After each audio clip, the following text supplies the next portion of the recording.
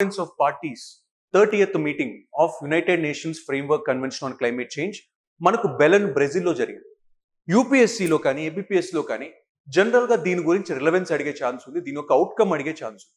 Because వీటిలో చాలా initiatives India lead చేసిన ఇనిషియేటివ్స్, అందుకని క్వశ్చన్ అడిగే ఛాన్స్. సో డీటెయిల్డ్గా దీని గురించి క్విక్గా డిస్కస్ చేద్దాం. ఫస్ట్ COP30 బెలన్ అనే సిటీ బ్రెజిల్లో, అది కూడా అమెజాన్ రివర్ గుండా పాస్ అవుతుంది, అందుకని the importance of Belem comes. Now COP30 యొక్క అవుట్కమ్స్ చూస్తే మనకు అడాప్టేషన్ ఫైనాన్స్ ట్రిపుల్ చేయడం, 2035 లోపు అడాప్టేషన్ ఫైనాన్స్ ట్రిపుల్ చేయాలి. ట్రాపికల్ ఫర్ ఎవర్ ఫెసిలిటీ అని కొత్తగా ఒక కొత్త ఫెసిలిటీ తీసుకొచ్చారు ఫారెస్ట్కి సంబంధించి, $125 billion fund.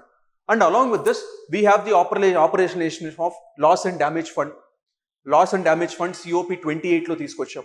Then Belem declaration on poverty and hunger 40 countries sign చేశాయి.